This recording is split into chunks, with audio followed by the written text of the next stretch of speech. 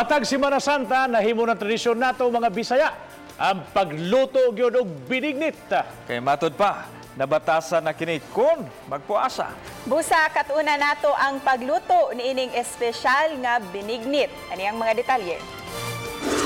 Mga kapuso, matag Semana Santa, naanda na natong mga Bisaya nga mag-andam gayud kita og lamian nga binignit. Busa sa ato ang DIY with Cecil segment karon, magluto kita og binignit kauban si Chef Renan. Hi, Chef. Hi, ma'am. Chef, ngano jud na matag Semana Santa, binignit man jud ang sagad natong ginaandam isip puasa.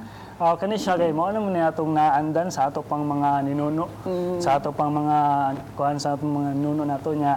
Kani siya kay gitawag nato og Bisayan soup sa Cebuano pa. So mao ni atong typical nga lutoon og mga Holy Week special da.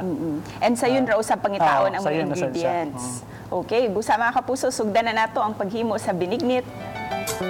Ang mga ingredients: kamote, ube, saging nga saba, landang, duha ka klase sa tuno sa lubi, coconut cream nga mao ang unang puga sa tuno, ug ang coconut milk ang ikaduhang puga sa tuno, bugas nga pilit, tapioca, langka, asukar, ug sago nga dikolor.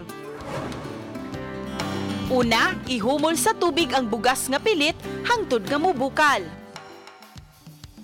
Dayon isagol ang kamote ug ang ube hangtod nga mohumok kini. Sunod ibutang mao ang landang. Dayon ang coconut cream nga mo'y unang puga sa tuno sa lubi. Ihumol usab ang saging nga saba. Ang langka, tapioca, sago di kolor,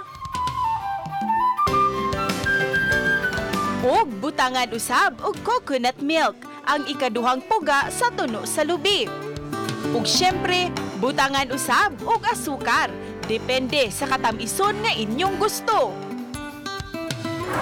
Ug mo kato mga kapuso, nahuman na gayud nato ang ato ang binignit.